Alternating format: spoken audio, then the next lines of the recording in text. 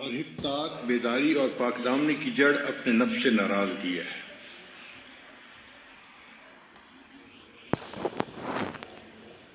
انسان کو اللہ تعالیٰ نے دو نعمتیں دی ہیں، ایک دل اور ایک نفس۔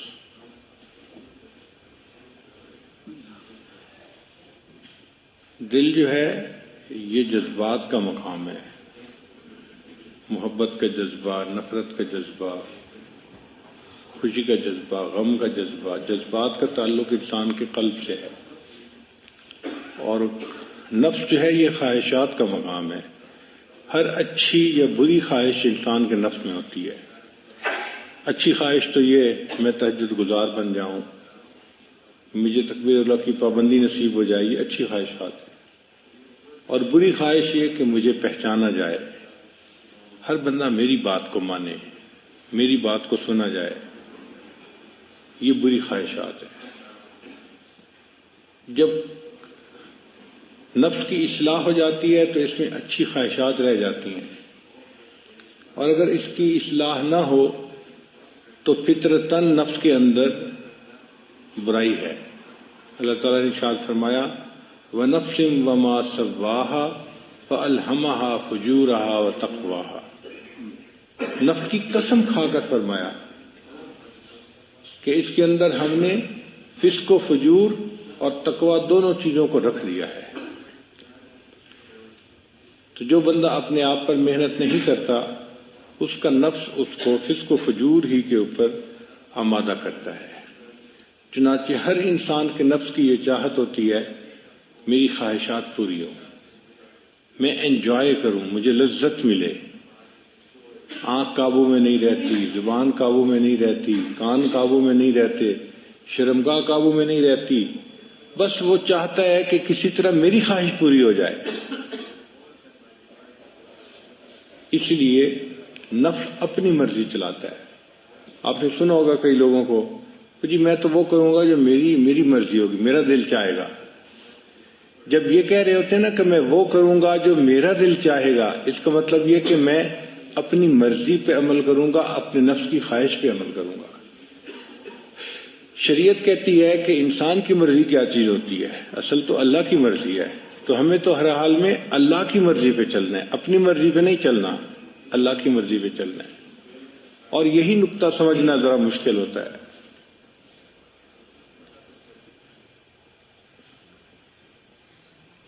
اس دنیا میں اتنا کسی اور بت کی پرستش نہیں کی گئی جتنا نفس کی پرستش کی گئی ہے۔ اللہ کے بعد جس معبود کی سب سے زیادہ عبادت کی گئی ہے وہ انسان کا نفس ہے، اور کوئی بت نہیں ہے ایسا، انسان کا نفس ہے۔ یہ اتنا بڑا معبود ہے کہ انسانوں نے اپنے من کی پرستش کی ہے، اپنے من کی پوجا کی ہے۔ جو دل نے کہا وہ کر لیا، اس چیز کو دیکھا ہی نہیں کہ شریعت اجازت دیتی ہے یا نہیں دیتی۔ اور یہی بنیاد اور فساد کی جڑ ہے کہ انسان کا نفس اتنا قوی ہو کہ جو اس کے اندر ٹیمپٹیشن ہو انسان اس کو پورا کر دکھائے۔ یہ جو ذکر و سلوک کی محنت ہے یہ نفس کو کمزور کرنے کی محنت ہے۔ اس کو کہتے ہیں نفس کو مارنا۔ مارنے سے مراد یہ نہیں ہے کہ کوئی چیز زندہ تھی اور اس پہ چھری پھیر دی وہ مر گئی۔ مارنے سے مراد یہ ہے کہ نفس کو اتنا کمزور کر دینا کہ یہ شریعت کی مخالفت کرنا چھوڑ دے، اس کو نفس کا مارنا کہتے ہیں۔ نہنگو اژدہا او شیر نر مارا تو کیا مارا۔ نہنگ کہتے ہیں کروکوڈائل کو۔ کروکوڈائل کو مارنا اتنا مشکل کام نہیں ہے، پائتھن کو مارنا مشکل کام نہیں ہے، میل لائن کو مارنا اتنا مشکل کام نہیں ہے، مشکل کام ہے اپنے نفس کو مارنا۔ نہنگو اژدہا او شیر نر مارا تو کیا مارا، بڑے موذی کو مارا نفس امارہ کو گر مارا۔ گیا شیطان مارا ایک سجدے کے نہ کرنے سے۔ شیطان ایک سجدے نہ کرنے کے اوپر مارا گیا، اس کو دربار سے دھتکار دیا گیا شیطان مارا ایک سجدے کے نہ کرنے سے، ہزاروں سال سجدے میں جو سر مارا تو کیا مارا۔ اس نے ہزاروں سال جو سجدے کیے زمین پر تو ان کا کیا فائدہ نکلا؟ نتیجہ تو یہ تھا نا کہ ایک سجدے کے نہ کرنے پہ وہ اللہ کے دربار سے دھتکار دیا گیا۔ تو بات یہی ہے کہ ہم آج ایسی زندگی گزار رہے ہیں کہ جن کاموں میں ہمارا نفس موافقت کرتا ہے، ہم شریعت کے ان کاموں کی، ان باتوں کی پابندی کرتے ہیں، اور جس کام میں نفس مخالفت کرتا ہے تو شریعت کا حکم چھوڑ کے نفس کی پوجا کر لیتے ہیں، نفس کے پیچھے چل پڑتے ہیں۔ اور یہی چیز شرک خفی کہلاتی ہے۔ ایک ہے شرک جلی۔ شرک جلی کہتے ہیں کہ انسان بتوں کو سجدہ کرے، درختوں کو سجدہ کرے اور قبروں کو سجدہ کرے، اس کو شرک جلی کہتے ہیں، واضح شرک ہے۔ اور ایک ہے شرک خفی، چھپا ہوا شرک۔ شرک خفی کیا ہے کہ ایک طرف اللہ کا حکم آ گیا اور ایک طرف انسان کی اپنی خواہش آ گئی، تو وہ اللہ کے حکم کو چھوڑ کے اگر خواہش پہ عمل کر لیتا ہے، اس نے شرک خفی کا ارتکاب کر لیا۔ یہ مشرک ہے، ابھی بھی آزاد نہیں ہے، موحد نہیں ہے، اس نے اپنے نفس کو اپنا جو ہے خدا بنایا ہوا ہے۔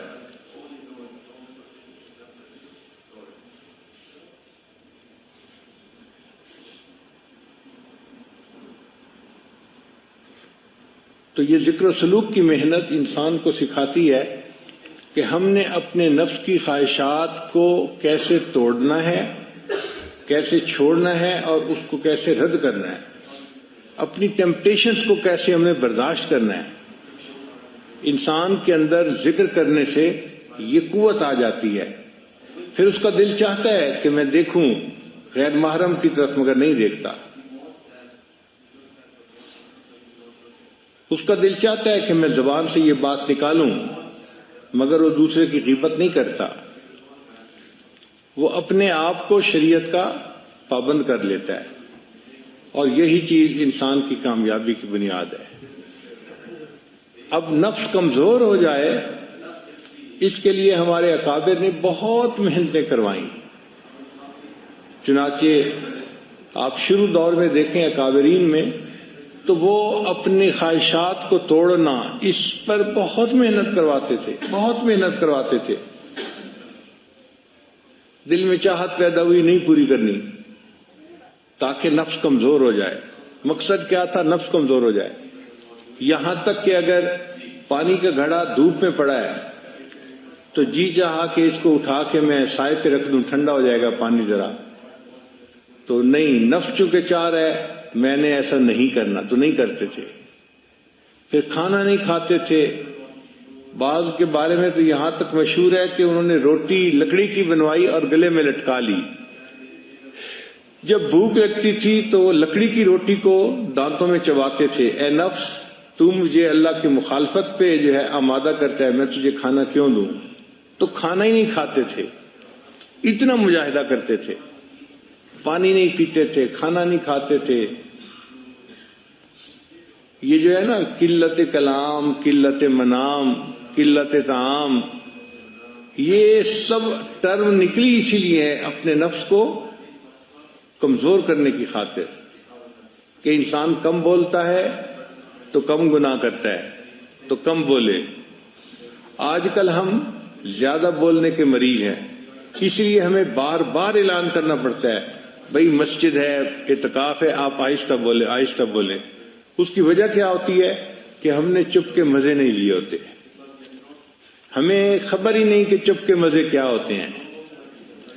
یہ چپ کے مزے ایسی نعمت ہیں کہ جس بندے کو نصیب ہو جائے اس کا بولنے کو دل نہیں چاہتا، وہ خاموش بیٹھا اپنے رب کی یاد میں لگا ہوا ہوتا ہے۔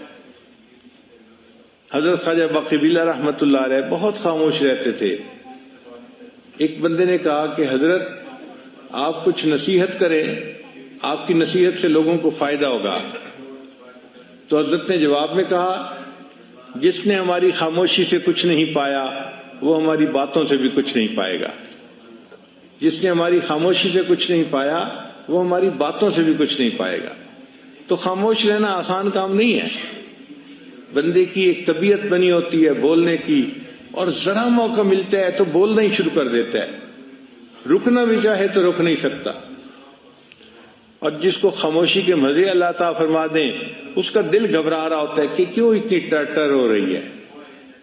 جیسے برسات کے موسم میں مینڈک ہوتے ہیں نا، تو ٹر ہو رہی ہوتی ہے، ایک آواز آ رہی ہوتی ہے مستقل، اسی طرح بندہ چپ نہیں رہ سکتا، ٹر کرتا رہتا ہے، بولتا رہتا ہے۔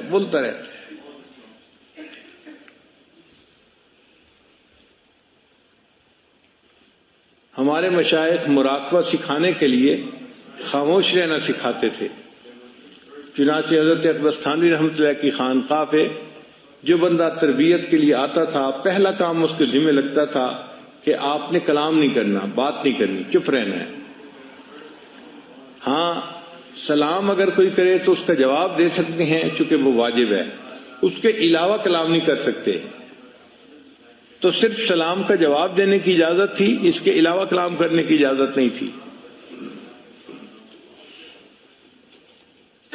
حضرت خواجہ مجذوب رحمۃ اللہ علیہ چونکہ شاعر تھے اور ان سے لوگ زیادہ واقف بھی تھے اور مانوس بھی تھے، تو ان سے زیادہ باتیں کرنے کی کوشش کرتے تھے۔ تو حضرت خواجہ مجذوب رحمۃ اللہ نے کیا کیا تھا، ایک گتے کے اوپر لکھ دیا تھا خاموش، اور داغا ڈال کے اس کو گلے میں لٹکا لیا تھا۔ تو اگر کوئی بندہ ان سے بات کرنے لگتا تھا تو وہ اس کی طرف اشارہ کر دیتے تھے، صرف بھئی دیکھ لو یہ سائن ہے خاموش، اس طرح خاموش رہتے تھے۔ حضرت مفتی محمد شفیع رحمۃ اللہ علیہ اور حضرت مولانا یوسف النوری رحمۃ اللہ علیہ کے بارے میں آتا ہے کہ جب دونوں شہزادوں نے علم حاصل کر لیا تو تھانہ بھون حاضر ہوئے کہ حضرت کی خدمت میں کچھ وقت رہتے ہیں۔ اب جب وہاں گئے تو عشاء کی نماز پڑھ کے کمرے میں آئے، دونوں کو رہنے کے لیے ایک ہی کمرہ دے دیا گیا تھا۔ تو کچھ بیٹھے تو کوئی بات چیت شروع ہو گئی، تازہ علم پڑا ہوا تھا، بات ہوتی گئی۔ تھوڑی دیر کے بعد جو خانقاہ کا خادم تھا بوڑھا، وہ آیا، اس نے آ کے دروازہ کھٹکھٹایا کہ جی خانقاہ میں عشاء کے بعد باتیں کرنے کی اجازت نہیں ہے، آپ چپ ہو جائیں۔ وہ چپ ہو گئے، مگر اس کو روٹین میں لیا، اور تھوڑی دیر کے بعد پھر کوئی مسئلہ شروع ہو گیا، پھر باتیں شروع ہو گئیں۔ جب پھر باتیں شروع ہونے لگیں تو تھوڑی دیر کے بعد وہ خانقاہ کا خادم آیا اور اس نے آ کے کہا کہ جی مجھے حضرت کی طرف سے یہ حکم ہے کہ جو ایک دفعہ منع کرنے پہ نہ رکے اور پھر باتیں کرتے رہے، اس کی سامان کی گٹھڑی اس کے سر کے اوپر رکھو اور اس کو خانقاہ سے دھکا دو، جاؤ۔ جب آپ نے بات سمجھنی نہیں تو رہنے کا کیا فائدہ، کیوں وقت اپنا بھی ضائع کر رہے ہو، ہمارا بھی ضائع کر رہے ہو۔ تو اس نے کہا جناب میں دوسری دفعہ آ کے بتا رہا ہوں، اب اگر میں نے آپ لوگوں کی آواز سن لی تو میں نے آپ کا سامان آپ کے سر پہ رکھنا ہے اور آپ کو خانقاہ سے نکال دینا ہے۔ پھر دونوں کو احساس ہوا کہ خاموشی کی اہمیت کتنی تھی، کتنا سیریس معاملہ تھا۔ پھر اس کے بعد وہ نہیں بولے۔ ایک عالم آئے حضرت تھانوی رحمۃ اللہ کو ملنے کے لیے، بڑے عالم تھے، مگر حضرت نے انہیں کہا کہ آپ نے بات نہیں کرنی، چنانچہ وہ بالکل نہیں بولتے تھے۔ تو تھانہ بھون کے جو مقامی لوگ تھے وہ ان کو گنگا سمجھتے تھے، کیونکہ کبھی بولتے سنا جو نہیں، اس کو کوئی بات بھی کرنی ہوتی تھی تو اشاروں سے کرتے تھے، تو لوگ ان کو گنگا سمجھتے تھے۔ جب وہ کچھ عرصہ رہے اور ان کے اوپر رنگ چڑھ گیا تو اب حضرت نے ایک دن انہیں کہا کہ آپ درس قرآن دیں۔ تو انہوں نے درس قرآن دینا شروع کیا تو مقامی لوگ حیران تھے اور آپس میں باتیں کر رہے تھے کہ دیکھو حضرت گنگوہی کی کرامت کے گنگے بندے نے بھی بولنا شروع کر دیا۔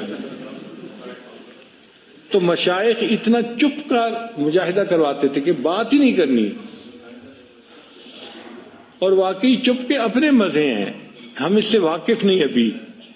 اگر واقف ہو جائیں تو بات کرنا ہمیں مشکل نظر آئے، دل نہ چاہے بات کرنے کو۔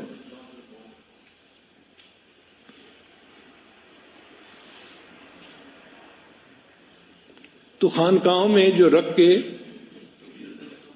محنت کروائی جاتی تھی، کم کھانا، کم بولنا، کم سونا، اس کم کا اصل مقصد یہ ہوتا تھا کہ نفس کمزور ہو جائے اور انسان کے لیے شریعت کے اوپر چلنا آسان ہو جائے، یہ شریعت پر چلنے کے راستے میں رکاوٹ نہ بنے۔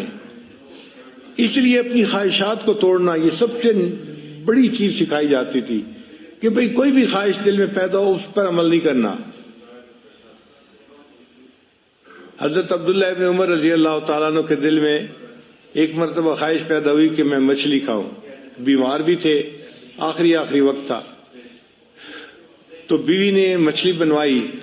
جب مچھلی بن کے تیار ہوئی اور دسترخوان پہ لائی گئی تو اس وقت دروازے پہ ایک سائل آ گیا، اس نے کہا جی کہ مجھے اللہ کے لیے کچھ دے دو۔ حضرت نے وہ مچھلی اٹھا کے سائل کو پکڑا دی کہ میں نے اس کو آخرت کے لیے ذخیرہ بنا دیا۔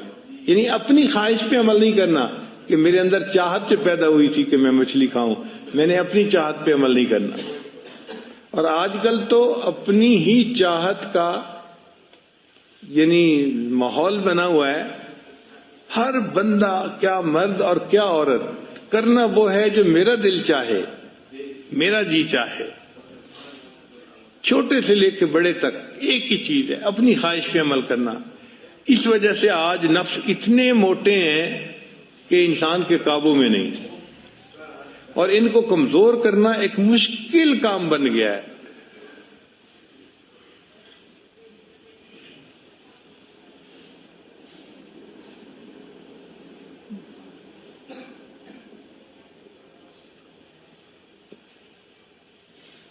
حتیٰ کہ لوگ نیکی والی زندگی بھی اختیار کر لیتے ہیں، نیکی پہ آ بھی جاتے ہیں، مگر من مانی اتنی ہوتی ہے کہ ذرا نفس کے کچھ خلاف ہو جائے تو پھر دیکھو ان کو غصہ کیسے آتا ہے، اوفینڈ کیسے ہو جاتے ہیں، فوراً ایک ڈفرینٹ بندہ نظر آنا شروع ہو جائے گا۔ ناگوار چیز تو برداشت ہی نہیں نہ ہوتی، اور اسی لیے ہمارے مشائخ جو ڈانٹ ڈپٹ کیا کرتے تھے نا، اس کا مقصد اصل یہی تھا کہ ناگوار چیز کو برداشت کرنے کی عادت آ جائے، اصل مقصد یہ تھا۔ اور انہوں نے فرمایا کہ اگر شیخ بلا وجہ کسی بندے کو جوتے مارے تو اس کو چاہیے کہ وہ جوتا پھر اٹھا کے اپنے شیخ کو دے۔ اور یہاں تو بات بات پہ لاجکس چلتی ہیں، اور یہ ایسے ہے اور یہ ایسے ہے، اور مقصد کیا ہوتا ہے کہ بس جو میری خواہش ہے وہ پوری ہو جائے۔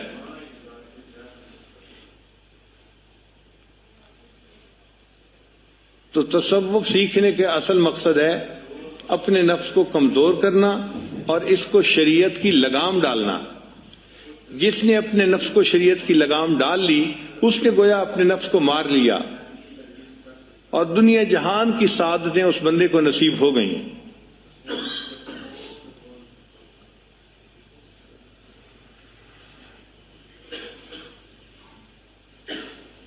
چنانچہ تمام باطنی بیماریوں کا تعلق نفس کے ساتھ ہے۔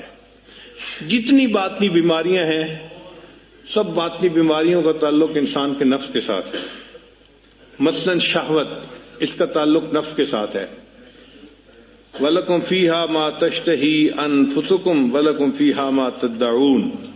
تو دیکھا شہوت کی نسبت نفس کے ساتھ کی گئی، تو شہوت کا تعلق بھی انسان کے نفس کے ساتھ ہے۔ پھر خواہشات کا تعلق بھی نفس کے ساتھ ہے۔ وَنَهَى النَّفْسَ عَنِ الْهَوَىٰ، اور جس نے اپنی خواہشات، اپنے نفس کو خواہشات کے پورا کرنے سے روک لیا تو خواہشات کا تعلق بھی نفس کے ساتھ۔ پھر تیسری چیز ہے حماقت۔ حماقت کا تعلق بھی نفس کے ساتھ ہے۔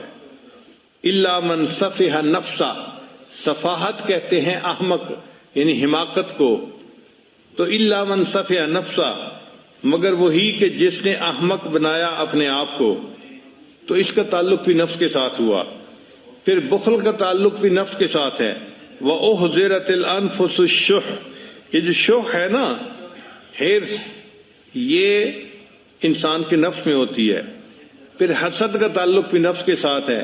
قرآن پاک میں فرمایا حسدا من عند انفسہم، ان کے نفوس کے اندر حسد تھا۔ پھر تکبر بھی نفس کے اندر ہوتا ہے۔ لَقَدِ اسْتَكْبَرُوا فِي أَنفُسِهِمْ، تحقیق بہت تکبر رکھتے ہیں اپنے نفوس میں، یعنی تکبر بھی نفس میں، شہوت بھی نفس میں، حسد بھی نفس میں، بخل بھی، تو یہ تمام بیماریوں کا مجموعہ تو نفس میں ہو گیا۔ اسی لیے نفس کی اصلاح کی جو محنت ہے اسی کو تصوف تزکیہ کہتے ہیں اور تصوف کہتے ہیں۔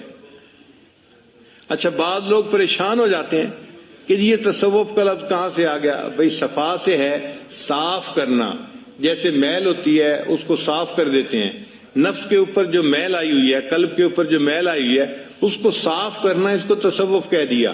آپ کوئی اور لفظ بولنا چاہتے ہیں تو اور بول دیں، حقیقت کو تو نہیں نا آپ رد کر سکتے۔ نفس کی خواہشات کو روکنا، ان کو چھوڑنا، نفس کو کمزور کرنا، یہ وہ تعلیم ہے جو قرآن و حدیث میں دی گئی ہے، اور اس کا انکار کوئی نہیں کر سکتا۔ وہی بندہ جنت میں جائے گا جس نے اپنی خواہشات کو روکا۔ بلکہ فرمایا وَأَمَّا مَنْ خَافَ مَقَامَ رَبِّهِ، جو اپنے رب کے سامنے کھڑا ہونے سے ڈرا، وَنَهَى النَّفْسَ عَنِ الْهَوَىٰ، اور اس نے اپنے نفس کو خواہشات میں پڑنے سے روک لیا، فَإِنَّ الْجَنَّةَ هِيَ الْمَأْوَىٰ، یہ بندہ ہے جس کو قیامت کے دن جنت عطا کی جائے گی۔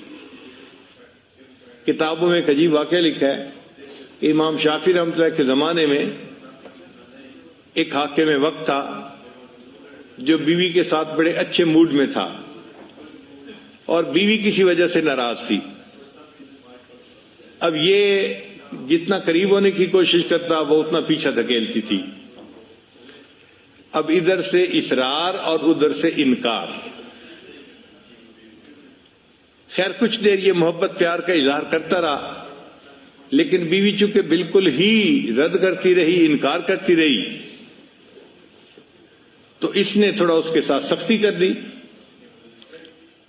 انسان جذبات میں ہوتا ہے تو پھر سختی کر لیتا ہے۔ جب اس نے سختی کی نا تو وہ تو پہلے ہی غصے میں تھی، اس نے غصے میں کہہ دیا دوزخی پیچھے ہٹ۔ اب جب اس نے یہ کہہ دیا دوزخی پیچھے ہٹ تو اس کو غصہ چڑھ گیا، حاکم وقت سے آخر۔ اس نے جواب میں کہہ دیا اگر میں دوزخی ہوں تو تجھے میری طرف سے 3 طلاق ہے۔ خیر وہ وقت تو گزر گیا، جب تھوڑا عقل ٹھکانے میں آئی، غصہ ٹھنڈا ہوا، تو بیوی نے بھی سوچا کہ مجھے اس کو دوزخی تو نہیں کہنا چاہیے تھا، غلط کام کیا میں نے، اور خامن نے سوچا اگر اس نے کہہ دیا تھا تو مجھے طلاق تو نہیں دینی چاہیے تھی۔ دونوں نے اپنی اپنی غلطی کا اعتراف کیا، مگر مسئلہ یہ تھا کہ طلاق واقع ہوئی ہے یا نہیں ہوئی۔ اب یہ مشروط طلاق تھی کہ اگر میں دوزخی تو تجھے 3 طلاق، تو کنڈیشنل طلاق تھی۔ اب فیصلہ کون کرے کہ تم جنتی ہو یا جہنمی ہو؟ یہ تو کوئی فیصلہ نہیں کر سکتا، یہ تو فیصلہ قیامت کے دن میزان پہ اعمال تلنے کے بعد ہوگا، کون جنتی ہے کون دوزخی ہے، کون مقبول ہے کون مردود ہے۔ بے خبر کیا خبر تجھ کو کیا کون ہے، جب تلیں گے عمل سب کے میزان پر تب کھلے گا کہ کھوٹا کھرا کون ہے۔ یہ کھوٹے کھرے کا تو پتہ قیامت کے دن جا کے چلے گا، اس سے پہلے تو نہیں چلتا۔ اب جس عالم سے وہ جا کے مسئلہ پوچھتے وہ عالم کہتا بھئی میں تو نہیں اس کا جواب دے سکتا، حتیٰ کہ یہ بات ٹاک آف دی ٹاؤن بن گئی، ہر بندے کی زبان پہ یہی مسئلہ کہ جی ایسا واقعہ پیش آیا ہے اور کوئی عالم اس کا جواب نہیں دے رہا۔ امام شافعی رحمۃ اللہ لڑکے تھے، اس وقت چھوٹی عمر تھی، آپ نے بات سنی تو آپ نے فرمایا کہ ہاں میں اس مسئلے کا جواب دے سکتا ہوں۔ چنانچہ بادشاہ کو اطلاع ملی تو بادشاہ نے بندے بھیج کے ان کو بلوایا۔ جب امام شافعی رحمۃ اللہ ان کے پاس پہنچے تو انہوں نے کہا کہ بھئی آپ کیا پوچھنا چاہتے ہیں؟ اس نے کہا جی میں یہ پوچھنا چاہتا ہوں کہ میری بیوی کو طلاق ہوئی یا نہیں ہوئی؟ تو امام شافعی رحمۃ اللہ نے فرمایا کہ اس کے لیے میں آپ سے ایک بات پوچھوں گا نجی زندگی کے بارے میں، آپ مجھے صحیح صحیح جواب دیں، پھر میں آپ کو اس کا جواب بتاؤں گا۔ اس نے کہا پوچھیں۔ امام صاحب نے کہا کہ مجھے اپنی زندگی کا کوئی ایسا واقعہ سنائیں کہ جب آپ بڑا گناہ کرنے پر قادر ہوں اور اللہ کے ڈر کی وجہ سے آپ نے گناہ نہ کیا ہو، کوئی ایسا واقعہ آپ کی زندگی میں آیا، کوئی ایسا موقع؟ تو بادشاہ نے سوچ کے کہا ہاں ایک مرتبہ ایسا موقع پیش آیا۔ بھئی کون سا واقعہ؟ اس نے کہا جی کہ ایک دفعہ میں دفتر سے ذرا جلدی اپنے گھر آ گیا، اور جب میں اپنے کمرے میں داخل ہوا تو میرے کمرے میں جو کام کرنے والی ایک نوجوان لڑکی تھی وہ کام کر رہی تھی، یعنی بستر ٹھیک کر رہی تھی، صفائی کر رہی تھی۔ میں کمرے میں داخل ہوا تو میں نے کنڈی لگا دی۔ جب کمرے میں دیکھا تو وہ جوان لڑکی میرے بیڈ کے پاس موجود ہے۔ اب ذرا میں اس کے قریب ہوا تو مجھے اس کے حسن و جمال کا اندازہ ہوا۔ کہ وہ تو بہت ینگ لڑکی تھی اور بہت خوبصورت لڑکی تھی، تو میں نے جب اس کے حسن جمال کو دیکھا تو میرے دل کے اندر خواہش پیدا ہوئی۔